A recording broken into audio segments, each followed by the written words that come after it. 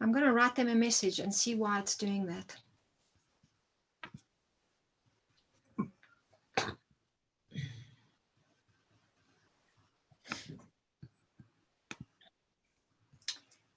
Good day, everyone. It's Heleniq and Viola here, and we are ready to live stream with you today. This is the 4th online session we've been doing.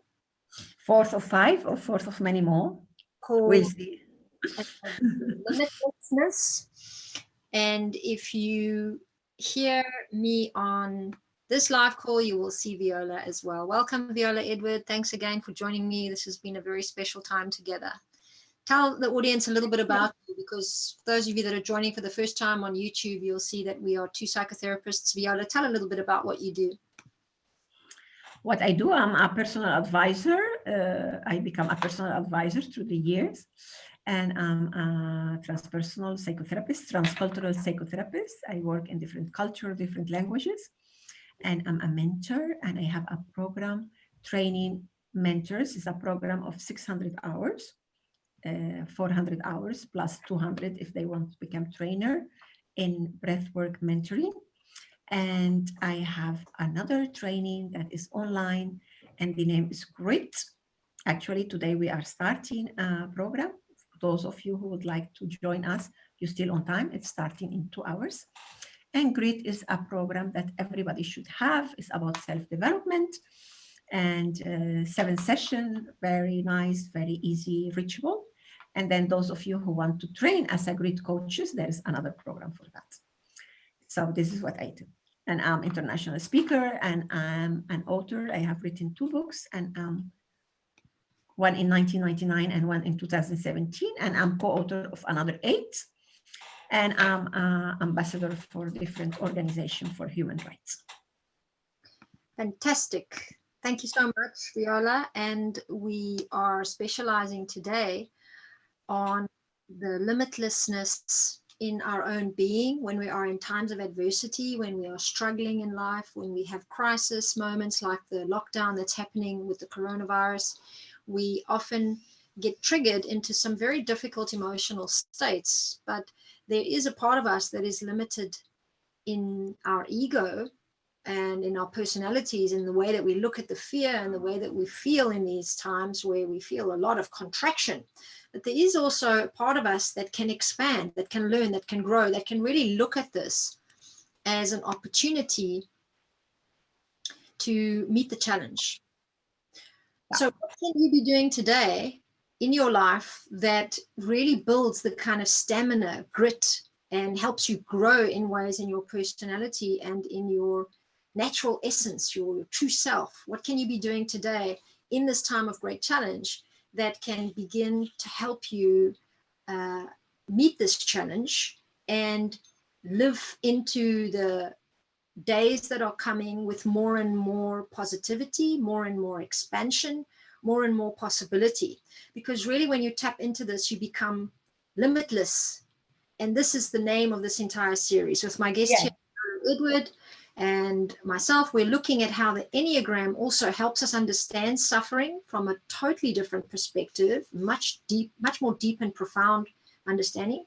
But then also how we're going to use some of the research that we've both been working on, Viola on the subject of grit and the new course that she's working on and launching today. In fact, you can jump onto that if you still want to catch up with some information on it, watch the call, and then she'll tell us more about it.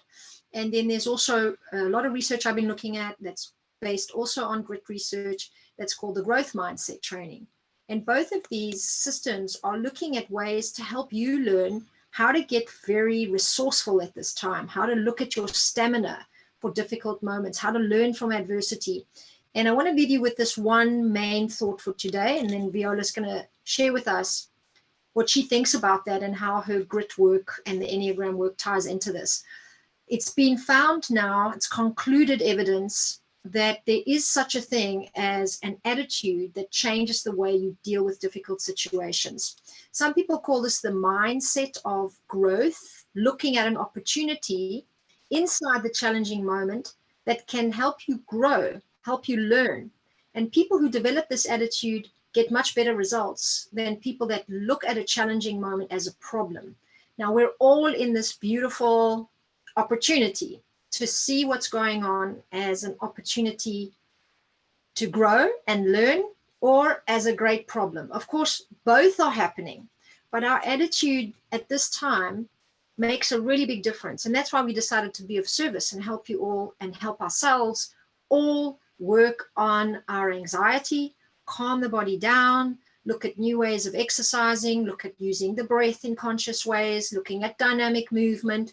And all of these techniques are based in extensive years of experience, research, and practice across the globe, not just for me and Viola.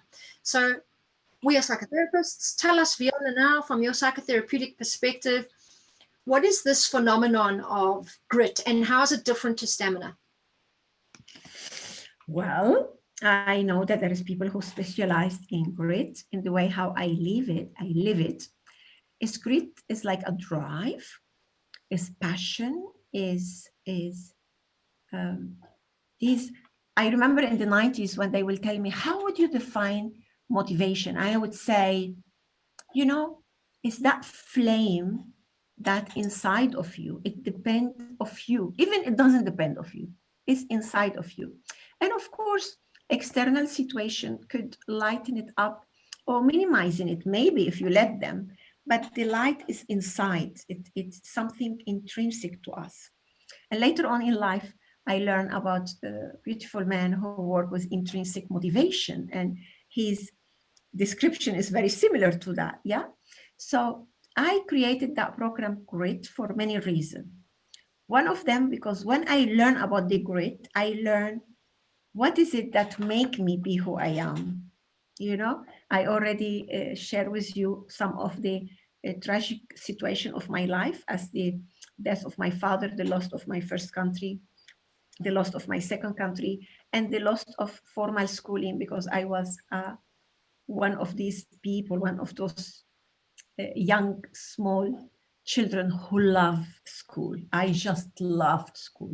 So when I was 13 and we emigrated to Venezuela, and I had to let go of my school because I had to work and support the family, my grit in one way was so happy to be able to be actively engaged to support my family, because I have my mother and a sister.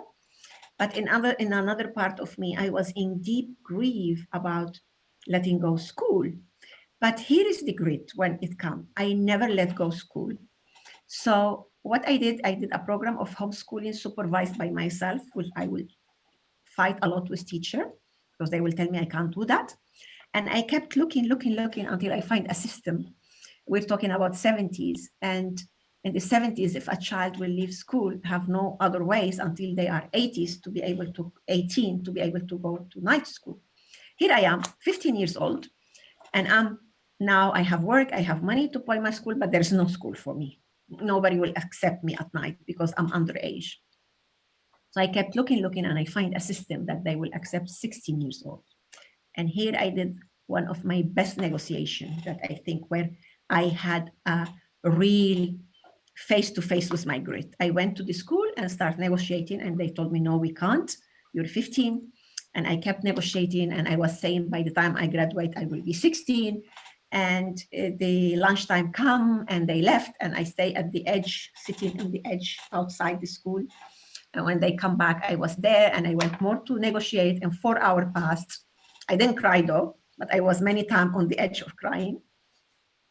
And then the director went to a meeting, and he came back and he said, you know, you really touch our hearts, and we just so touched. So we're accepting you. We're accepting you. 2, we're giving you a scholarship. 3, as you told us that you don't like the work you're doing, because by then I had to learn a trade, and I was in hairdressing, but I really didn't like it. I'm not very good with my hand. We're offering you a job. So you're going to be working in this school in the morning. If you accept, you're going to have this and this salary, and you're going to study for free at night. And I always remember this story. And for me, this is what is great. Is that something that make you, even when you don't have skill or you don't have knowledge, and when you're small or you're foreigner, you have that something that drive you from inside. So when me and my sister built this program Grit, it's composed from growth, resource, inspire, and transform. So you and me, without knowing, we were working with the growth. And also because I want to work with people with their own resources. Together, we're going to make your resources to grow. And of course, to be always inspired. Doesn't matter if it's time of creativity, honeymoon, beautiful time, or a time of crisis and uncertainty as we are now. We can always transform the situation to the best. And what I learned from my mother, not only we can transform it for ourselves, also we can help others. Also we can help others to be even better or to have something, because there's always people who have less than we have. So this is what I learned through my life, through my grit and to my growth. And this is what I'm applying in this moment of uncertainty and crisis. So it's something like being able to really hang in there, even when it's really tough, how to thrive even in tough times and negotiate, survive, become really resourceful, create, invent, reinvent, innovate, become ingenious is a beautiful word. Ingenuity is this ability to innovate, to really find a new way that maybe doesn't exist. And in that story, Viola, you share with us, I think, something really important about how when you really are connected to a deep desire within you, and you know it's really important for you, it's sometimes a little bit easier, but there's always the possibility that at any moment you can really try and create something that doesn't exist. We live in a world with so many rules and regulations, and it's very hard for us a lot of the time. Like you didn't have the channel set up for you. You had to build it yourself. And that persistence, that perseverance, staying with it, really focusing on this deep need you have can sometimes bring incredible innovation and creative force that makes you persevere to carve out a way for yourself. And I think we're facing this kind of strain right now. You know, there aren't all these options for things, and there isn't a way forward. We don't have a model, a plan, a formula on how to really make it through this very challenging time.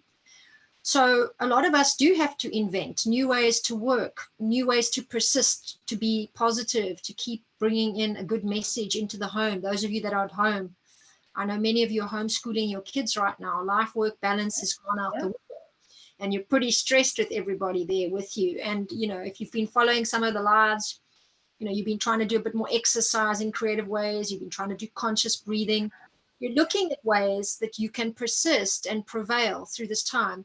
So know that some of what you are already developing without even realizing it is grit, is this ability to meet the challenge and stick with it and find a way. Now, one of the most important inspirations for doing this work with Viola is the Enneagram, and we'll get to it in a moment. But I want to just come back into the call for today on my side is about this growth mindset. And at the end of the call, I want to give you very specific 4 areas that you need to be really working on to develop this attitude that helps you stick to it. And I know we're just speaking about it theoretically, but there are steps. Viola's just explained. There's 4, right? There's growth, the R, the I, the T. They all stand for very specific personal growth. Growth, resource, inspire, transform. Right. And I have a 4-step point of focus as well, which I'll talk about at the end. And just though to say that this is based on some incredible research by a lady called Carol Dweck. And later on, another lady came along and based her research on Carol Dweck's work, which was called Angela Duckworth. A lot of people know Angela Duckworth way more. She did this TED Talk with millions of people watching, and she developed a scale to test all of this. So I just need you to know that we are not thumb sucking. We're not just popping up with ideas here as psychotherapists trying to be helpful and show our compassion and look good. We really have studied some of this content at the deepest level, and it's been proven that people get better results when they learn to work on themselves and their attitudes. So the growth mindset work from Carol Dweck talks about how we all have challenges and we all have difficult times and we all have times where we have to produce or perform, but we don't necessarily all do the same. So what is this very specific quality that a certain person has? Until now, psychology believed that certain people maybe had more resilience than other people. Like back in South Africa when I was studying, it was very clear to see many people struggle and suffer extensively because they don't have resources, they don't have money, they don't have protection, they don't have parenting. So there was a lot of studies done on what's called street children in Cape Town, and it was shown to be that certain children from very young learn to be resilient on the streets and others suffer extensively. And they can be taken into foster homes and they still struggle to feel like they are taken care of. So they will sabotage the foster caring and they will end up back on the streets. There were very extensive research studies done on this, and people were concerned how to help the enormous amount of growing children that were not parented. So these studies concluded that, well, okay, some children are born with resilience and some children are born with less resilience. And there's been a big debate in psychology since then, until this research by Carol Dweck and Angela Duckworth, which now pretty much states that actually it's not that simple. We don't just have certain DNA in one person and less DNA in the other. It's way more complicated. There's many factors that can change our resilience in life. And this is why Viola's course is so important, and why the growth set mindset retraining process that I'm also teaching online is so helpful, because there are things that we can do. And we're going to talk about those a little bit more today and talk about them related to the Enneagram. Before we get to it, let's talk first also about what does it look like when you don't have grit? What is this neurotic part of the personality doing? And Viola, you're going to start us off, because I'm sure you've already all seen by now, there's certain obsessions, certain strange fears, certain things you might even be doing that you're not used to seeing in yourself before, but you know they've been there. And you start seeing this kind of nervousness playing out because you know there's a problem and you react a certain way. Tell us, Viola, what are the ways the Enneatypes react? Yeah, when I was listening to you, I remembered how, for example, I'm dyslexic and it show up a lot with number. I have dyscalculia, and how much I suffered in the classes of math, how bright student I was in other subjects, and did the minimum to pass through math. But how is it that if you will see me in the math class, I will not have grade? Because I will be so self-condemned and so scared and so judged and disapproved that my grade will not flourish because I just needed to survive. Right. That, while if I was in another lesson, whatever is history or French or English or literature, how, especially history and later on psychology and philosophy, it was like I'm just there in front of that teacher, eating, absorbing every word, taking notes. And if you will be measure me there, you will say, wow, doesn't matter how this girl who's a migrant, who's working, I used to work like 10 hours a day, be like 3-4 hours in the traffic, studied at night. For years, I slept only 3 hours, for years, to be able to survive that stage of my life.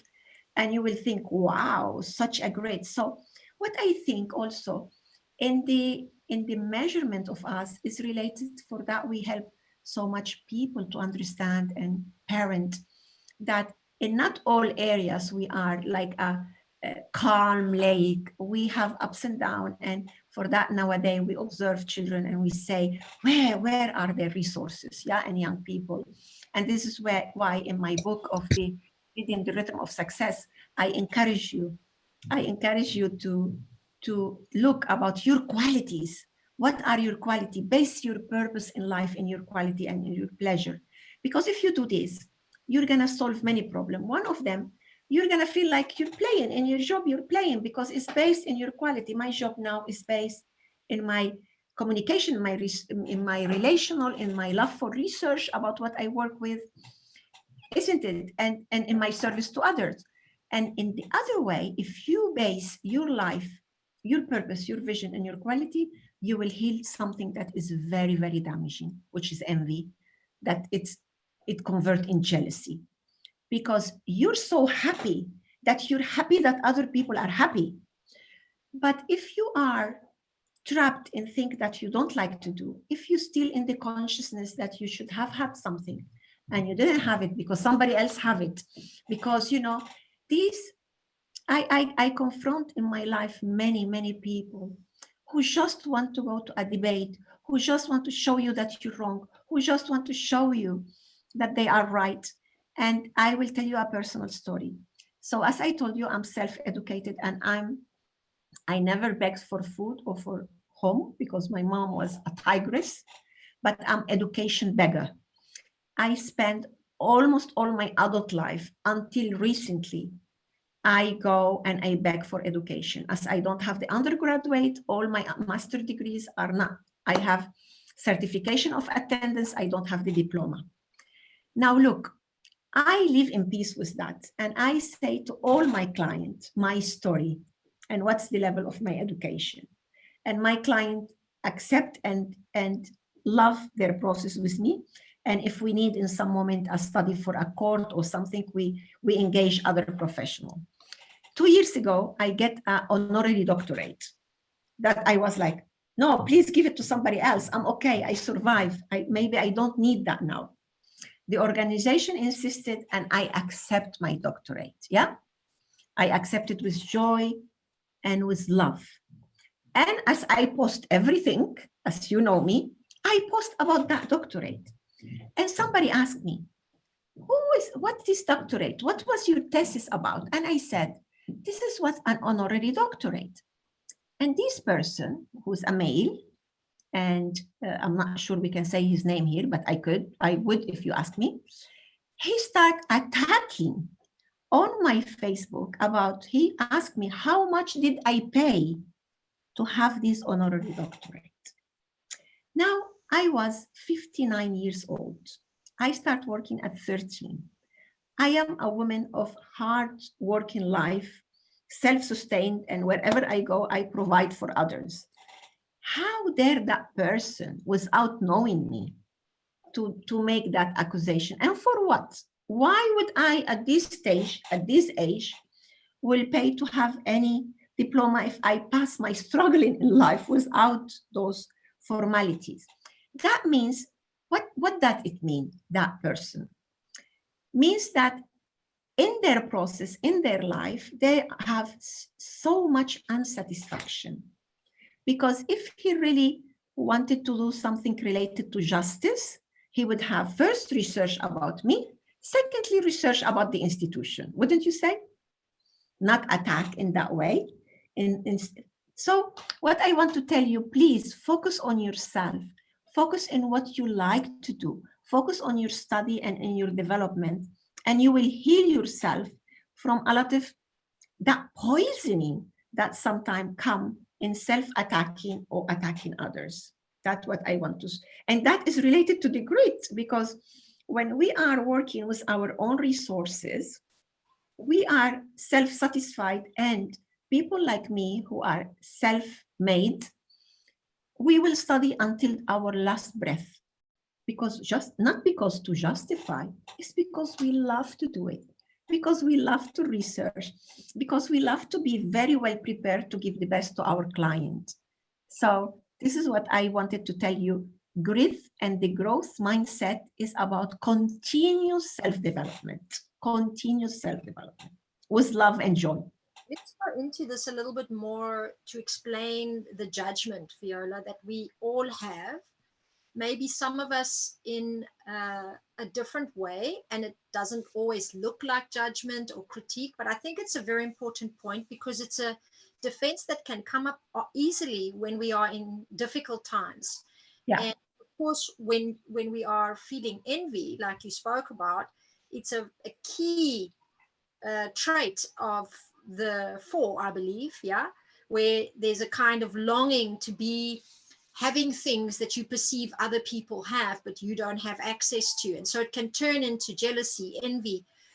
And often that can be very clear in the 4 personality. Remember, for those of you catching up, the Enneagram talks about ego states, There are 27 different kinds of egos. Everyone is totally unique, totally different, but this is a typology system. It means we look for very specific human species similarities, and they've been tested and researched across cultures, right? You can check out the research from Integrative Enneagram Institute and many other places. So we're not just, again, bringing you something that's just formulaic for the sake of simplifying. This is very profound information.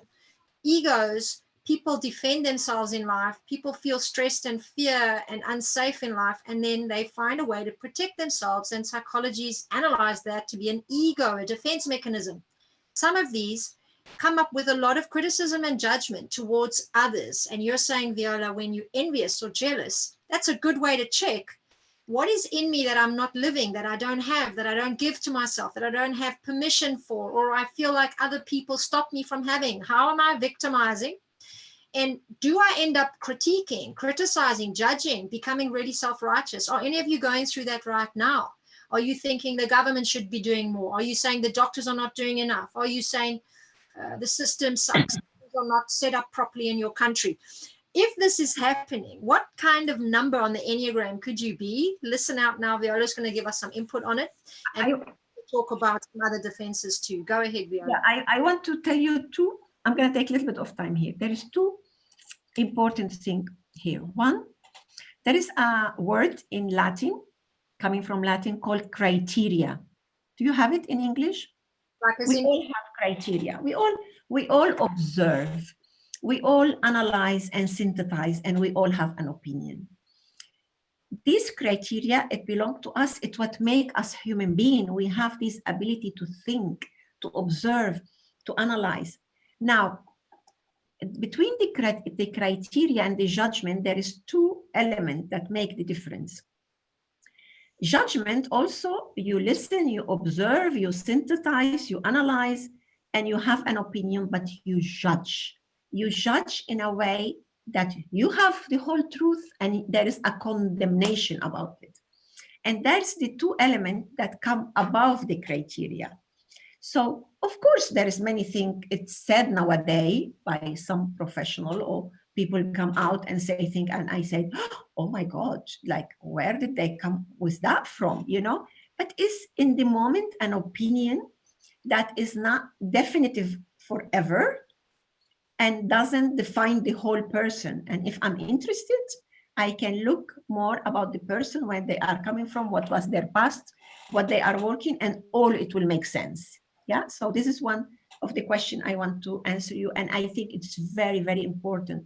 We cannot be all in peace and no judgment all the time. We cannot stop the mind, but go into criteria, go into open mind to see, maybe that person, maybe let me research, let me investigate. Yeah, we are allowed to go to different emotions, just don't get stuck there.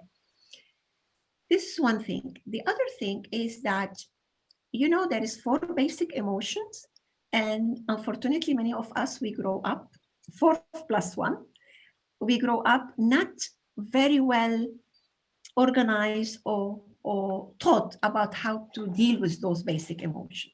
So we have love, we have fear, we have sadness, and we have anger. And some psychotherapists like me, we add envy there. So let's go for love. Love is the most beautiful and natural emotion on earth, on our humanity. But if it's not channeled properly, it can become imposition. Anger, let's go to fear. Fear is so natural, but if it's not channeled properly and adequately, it will become panic. Yeah. Sadness also is very natural. It's very natural for a child to feel sad when his neighbor move houses, when somebody leave the school, when the pets get lost. But if that emotion is not allowed and is not channeled properly, it will go into depression. Yes. Anger, of course, is natural. Of course, is natural. But again, if it's not channeled properly, it will go to rage and to hatred. Now, I wanted to arrive to envy. It's very natural for a child who's 3 years old feel envy of his brother who's 7 years old, who can go out and into the door, who can open the door, who can reach something. If envy is well channeled, it can give us a very healthy ambition, because we will learn. Like I personally, I love this capacity that Heleniq have for research. So I can look about it, I can feel, but envy is not unhealthy. It only become unhealthy when it becomes jealousy. She should not have it, I should have it. When I start condemning her for the way how she is. But if I look up to her in the same characteristic that she has, and I don't have, it will take me to a motivation to learn. And as I cannot learn everything and I cannot be bright in everything, I just acknowledge her and recognize her talent every time I can. So there is a healthy way how you can look at other people who can do things that you cannot do, that you don't have qualities to do. Not because you are less, it's because your qualities are in other areas. So if you allow them to be and approve them, the world will be better place to be, better place for all of us to be. So I think there is also in our groups with Heleniq, in our work, we're going to be talking about the basic 4+1 emotion, and why in some of us has get interrupted, and how we come to be these people who interpret love as possession, who go into rage and hatred in some situation, or racism, who we cannot handle a loss of a grief without being depressed or anxious, yeah, and how we panic so quickly when we have uncertainty or we have some crisis. And how is it that we become these people that actually we don't appreciate because we are jealous of others? And how we can break that neurotic chain. This is what our work as transpersonal therapists is about. So we're bringing you all this information at a time where there is a lot of different emotions of fear. Obviously, at this time, the uncertainty and the change of routine and all the implications from that change of routine can then trigger even more feelings. Maybe some of you are going through sadness. Maybe you're disconnected from people you love at the moment, or you've been forced into isolation where you are not in your home country. Maybe you are envying other people's comfort and ease wherever they may be. Whatever the emotions are, I think it's useful to understand that as psychotherapists dealing with the Enneagram work and different techniques that Viola and I use interchangeably and sometimes together, and many other people work with around the world, the Enneagram specifically looks at these emotions that Viola was talking about as emotions that can pass through us, let's say, properly or effectively. They can be worked through, or they can get stuck and get blocked very often. And when that happens in a specific way, you start seeing yourself becoming a little bit more neurotic. And neurotic is referring to those kinds of blockages or obsessive type patterns, or Overreacting. Yeah, right. Overreacting. So if you're becoming very critical of the situation right now, or critical of others, that would give you an indication that maybe there's some fear there and some envy that keeps coming up. Or maybe there's a sadness that you can't really connect into easily. And the Enneagram helps us figure out what those things are in us, because often we have a pattern, we have a way of doing that regularly, repeatedly. And it's the thing that annoys other people about us. It's the thing that stops us from being able to just beam out love and acceptance, which of course we can't always do. So Viola, if we talk about ways that that neurotic energy prevents us, let's say, or limits us from being able to practice a growth mindset, or to be able to persevere and stick with the challenge, is there ways that we can help people understand through what they're experiencing in themselves right now? There are certain destructive patterns emotionally that are not going to help you meet the challenge. And maybe those are the ones to just notice and start asking yourself more deeply, what do you actually need right now? What are you actually feeling? And maybe do some work on yourself, or do some self-healing, or maybe even consult someone professionally if it's getting really unbearable or problematic for you or others. So what are these kinds of stop points that people can look for in themselves where they see themselves getting neurotic? One is criticizing. We just talked about it, which can come from envy, and it can come from getting stuck in your feel of respecting, loving, and appreciating other people because you envy something, or you're jealous of something, or you don't like something about them. What else? I just remember as a trainer, when I've been training since 1994, and I spent from 2 hours to 600, from 200 hours to 600 hours, the least, with some people. And you know, as a trainer, you start your training lessons and I have 20, 10, 30, once I have 50 people that I know I'm going to spend a long time ago. And there is some people there who obviously they're going to project on me their pain, or my voice remind them of somebody, or the way how I stand up, or my accent. And the challenges started, yeah?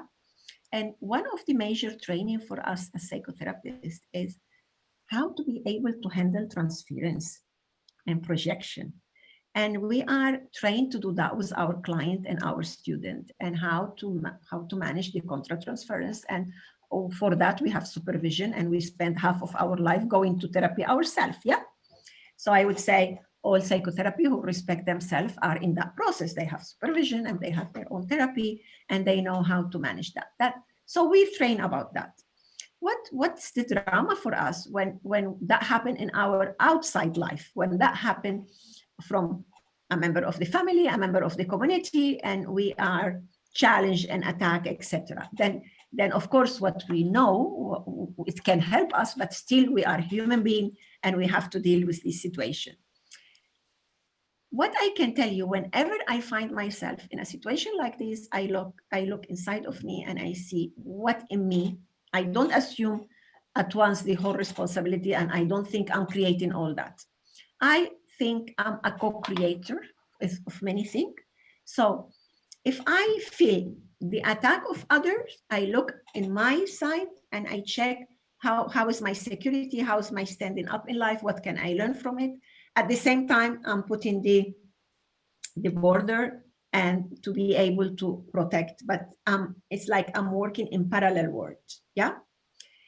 And of course, I ask for help. And that situation I told you about the doctorate, I asked for help. I went and checked and learned about it.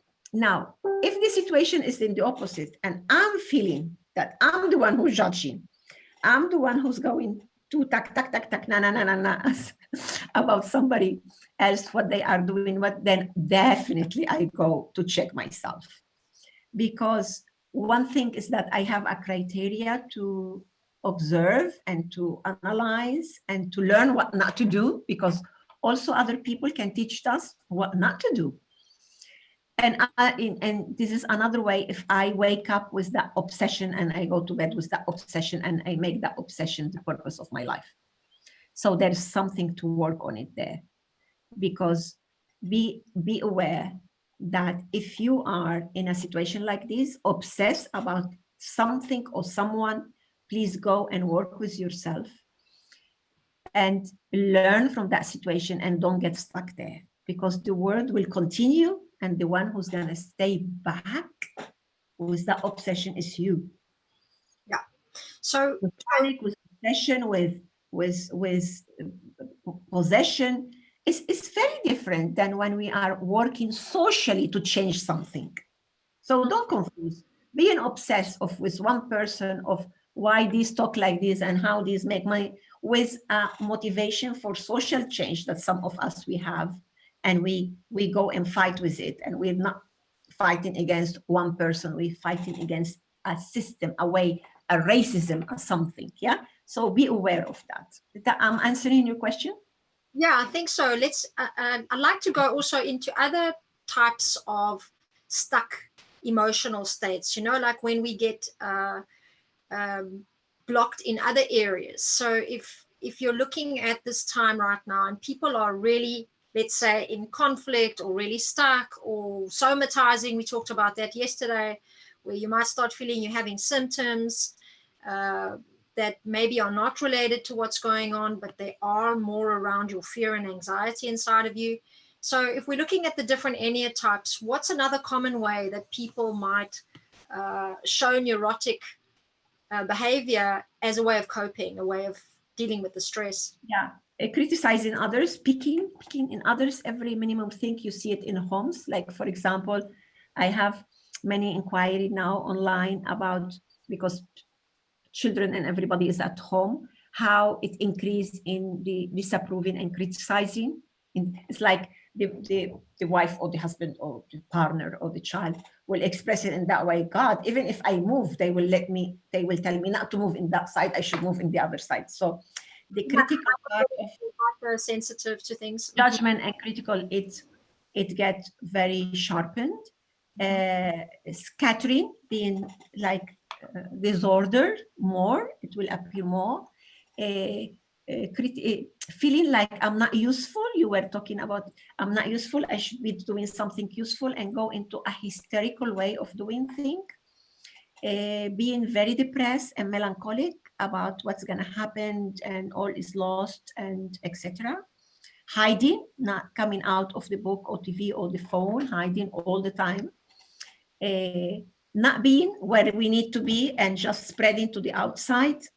Increasing the consume of alcohol, cigarettes, dope, whatever you do, or maybe trying other things to make yourself anesthetized or numb. This is one of the most dangerous in this situation.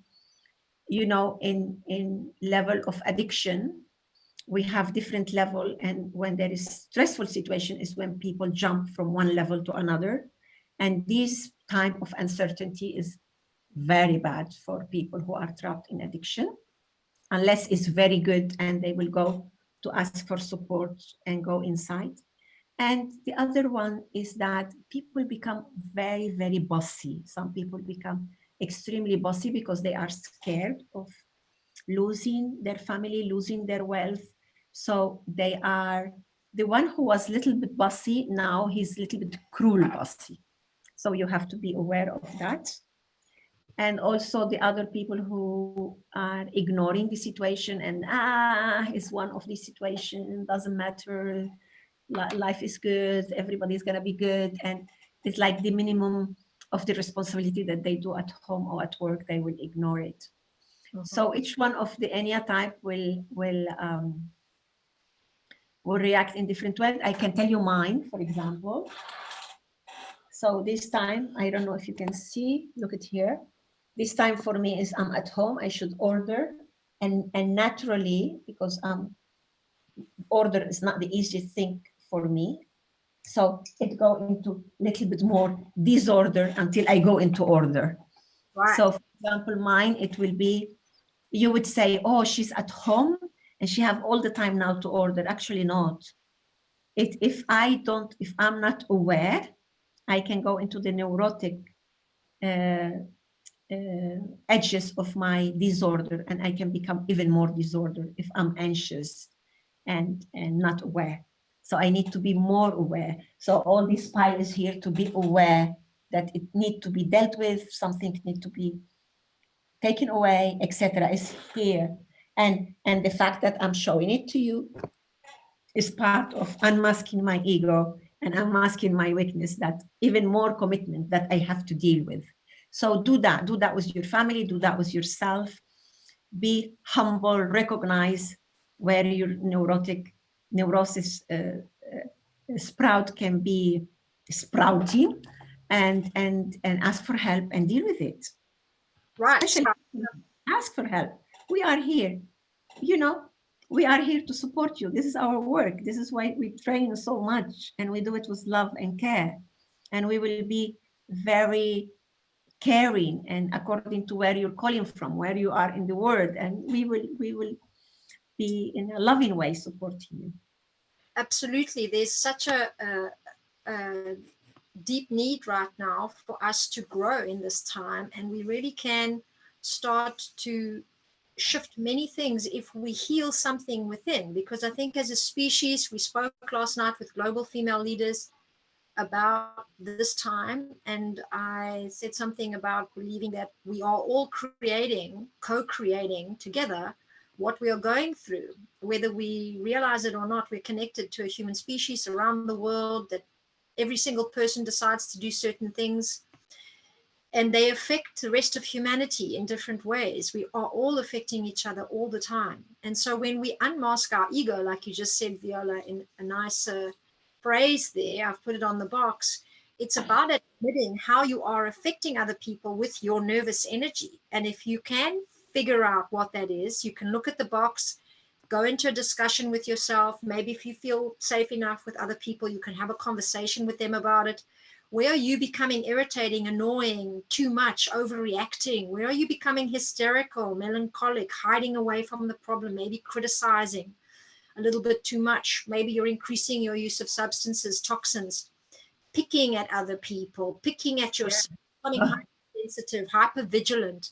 That's definitely something I notice in myself. I become really highly sensitive in situations like this. And I also do some of that number 4, romanticizing, kind of idealistic, things are going to be okay. This is a wonderful time. Like I use a lot of that part of me to be very inspiring. And at times like this, I have to also be careful not to go into what's called magical thinking, where you just sort of imagine it all so beautiful, right? And that it's all just for a good cause, that is also some real disaster and trauma and suffering happening right now.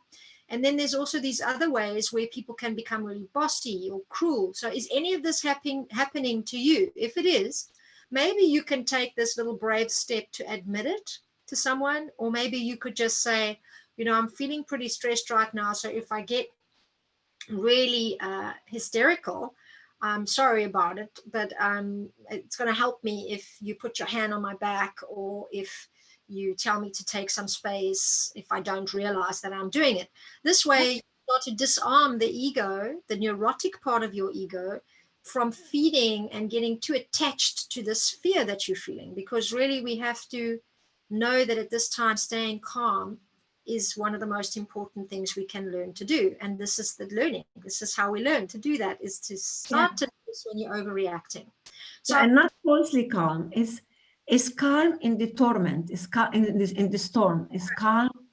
Right. And we cannot be, you know, don't be falsely calm. Don't be falsely anything.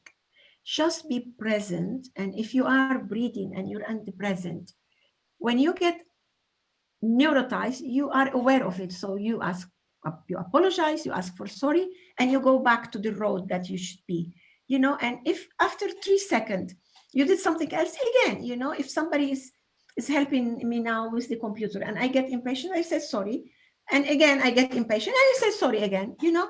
It's because I'm human. Maybe I didn't learn from the first one, second one, third one.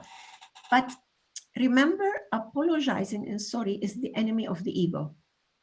Right. And that's why it's the blackmailer. Yeah. So there's that part of the ego, because, you know, we talk about ego and there's one part that we need, and it's another conversation. But that part of the shadow. Yeah. And when you do something and you know it's wrong, but you're not going to apologize, but this is giving more space to the one who's doing the blackmailing to get bigger. If you say sorry, you go into the humbleness, you go into the regret. And this is where we can work in the self. This is why neurosis can heal, because we are, even though we don't know how we're going to do it, but we know that the way how we do it was not correct. But we still don't know how we're going to do it correctly. Yeah. So life, we're going to help you to learn, but we need that space of the apology, of the regret, of the calmness. So, and in what you're saying about the ideal and the beauty, what your beautiful personality do is to see the beauty as an angle of every situation in life, to see the possibility. And that's beautiful. And that we should never change it. Thank you. But the neurosis of that is to hide the whole and change the picture. Yeah.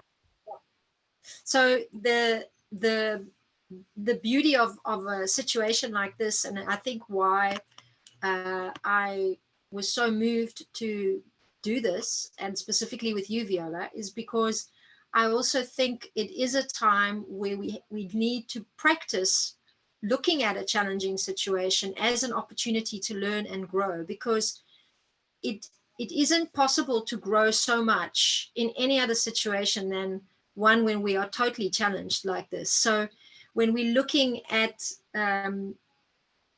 what there is good in another human being, it's just as important as noticing their mistakes and their faults. And I think sometimes it's hard for us to do both. So it's been a very powerful journey for me to also be able to look at life and see the suffering, and at the same time see the beautiful opportunity in it. So at the moment, I want to see if we can come back to this really important topic for today, which is the great news that actually in doing what we've been talking about today, in looking at how you are noticing your own tendencies to want to deal with your stress in a neurotic way, you are starting to do this work, and you are starting to practice grit and perseverance and really building a growth mindset. Because if every time you notice that, you start looking at the chance to say you're sorry as an opportunity to learn how to be more aware of this part of you that's leaking, or the part of you that's really becoming annoying,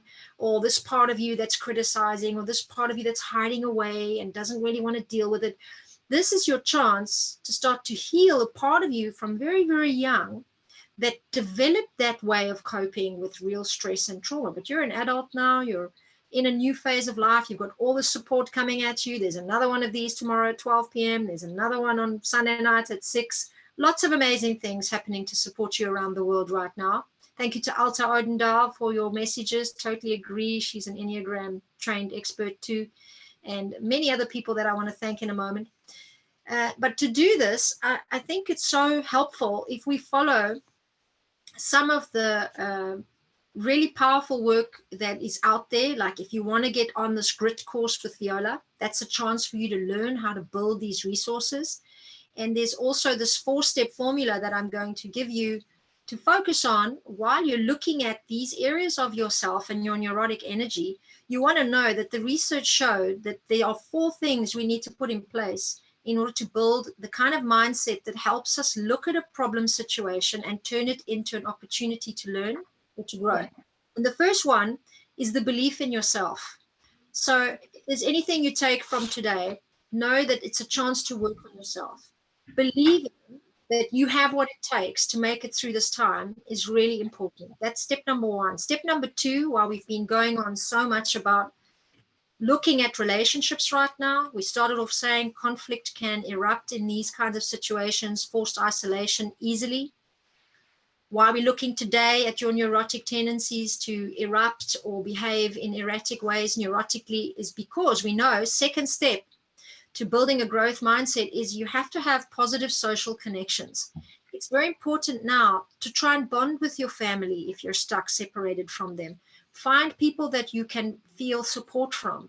Get the right kind of social environment at a distance if necessary, because we're in isolation, but build the support around yourself. Get online, find something that's really going to help you. Talk with people that are dealing with things and giving you something positive to also think about. Deal with this in a way where you can connect positively in the social environment. I know it's a challenging one, but it is very important for us to keep our mindset well tuned. The third thing is to actually be able to set some goals right now and to match them every day, even if it is exercising a little bit. Maybe it's cooking some special food. Maybe it's preserving yourself in a certain way by not putting your energy into certain situations or certain news bulletins or certain things that really drain your energy. Set a few goals. It's a good time to do that. Maybe you've got a book you want to write. Write that. Maybe you've got a painting that you've always wanted to do. Set a little goal every day to spend time doing something that is part of a bigger goal. This has been shown to really drive motivation forward, but also to help us stay positive when we are facing difficult times. The fourth thing, and the most important one, which is really why we've been talking so much today and every other day about looking at yourself, is self-regulation. Now, we actually had a PhD level researcher on this subject at the Women of Truth conference in Cyprus back in October last year. And I was very happy to have her there because I think it's a very underrated area of personal growth and human behavior is that human beings, we all have to learn how to regulate our emotions.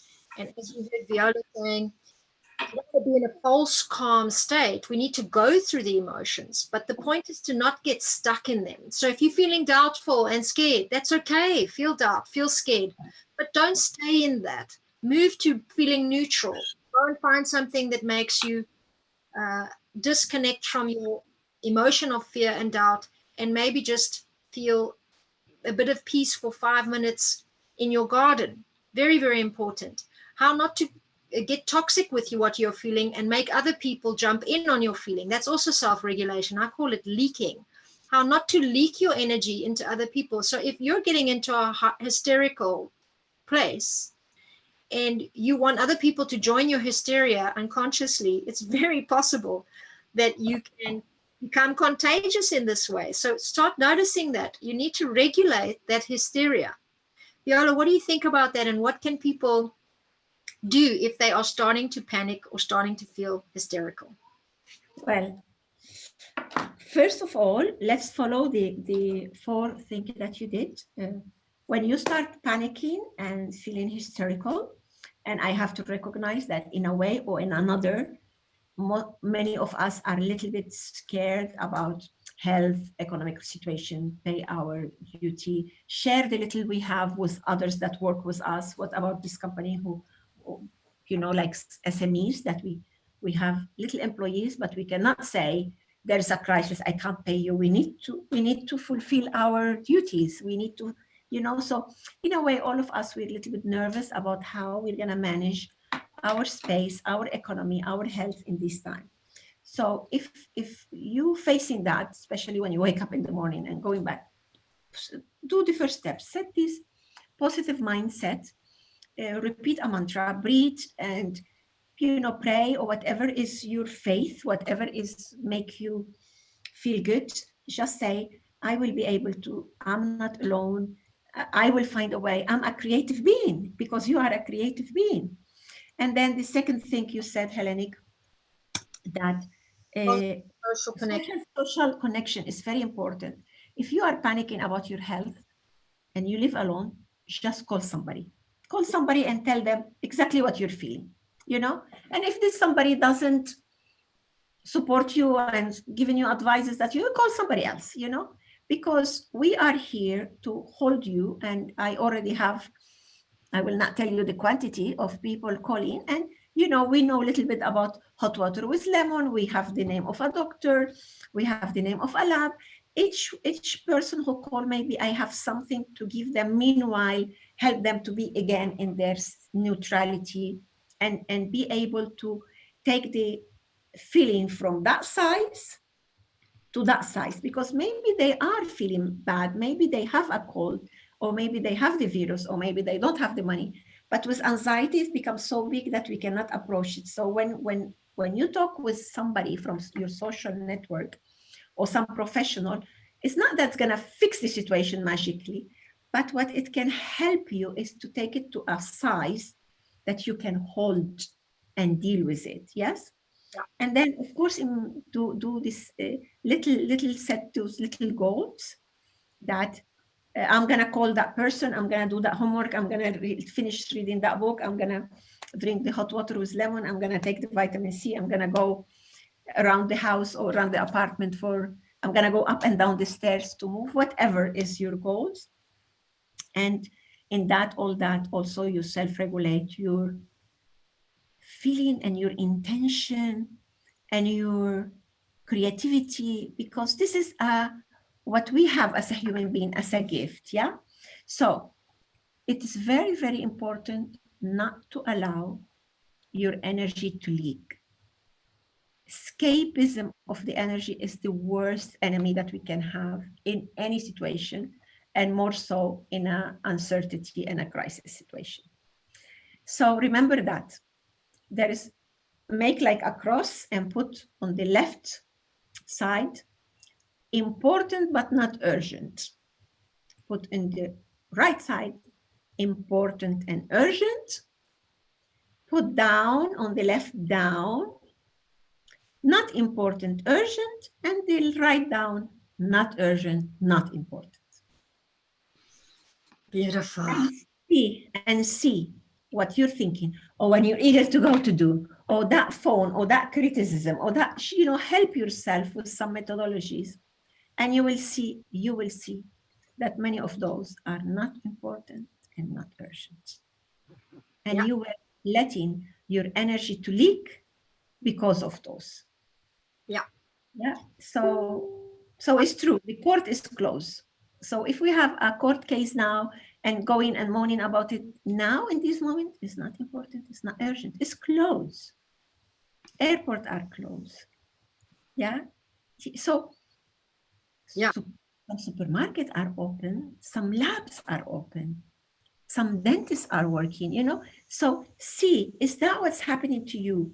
A real toothache that, you really need support, that all of us, I'm sure somebody that you will call will connect you with that dentist, or it is something that is in the future that now is not important, not urgent. So keep your energy together, breathe well, sleep well, eat well, hydrate your body, and especially hydrate your energy. Keep your energy together. Don't let your energy to leak with things that are not important and also are not urgent in this time.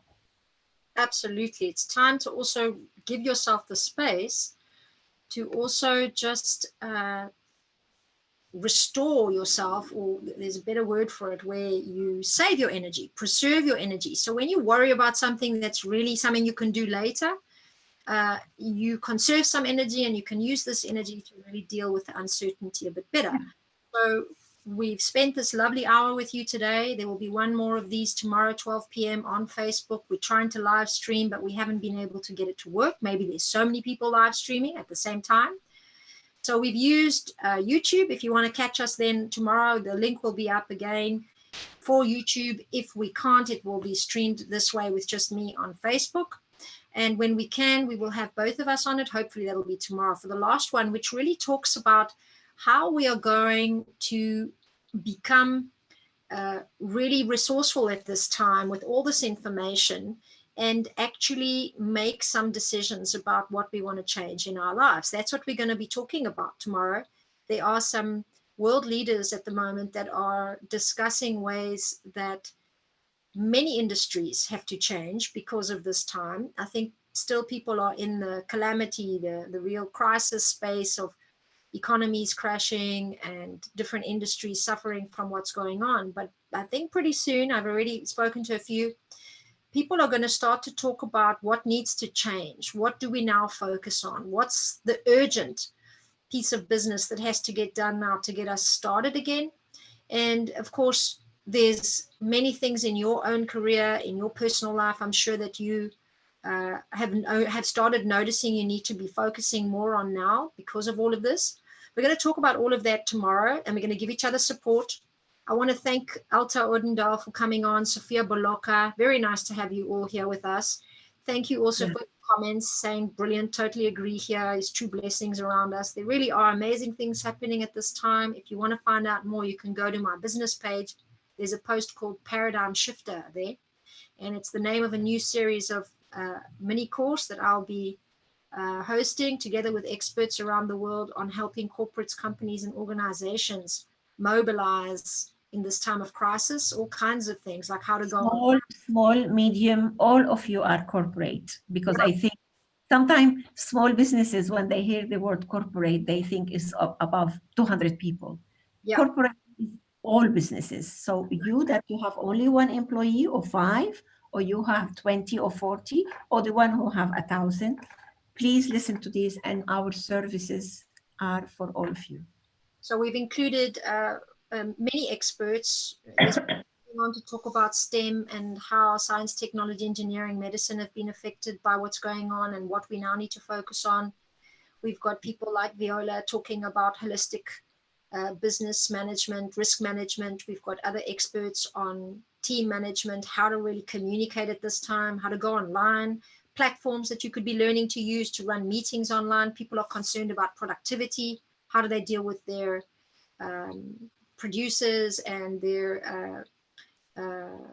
suppliers rather, and we're looking at how can we really support business to operate at this time with experts from around the world. So to all of you that have joined us today, Hoda, Mazlumian, Zmirti, Dushta, one of our speakers, Michali Sterikas, Rusty Falgoat, Katrina Satpritni, I'm really grateful that you spent time with us here. Also to Ahmed Kamal Katab, remember Ahmed from Egypt trip, Viola, he's with us.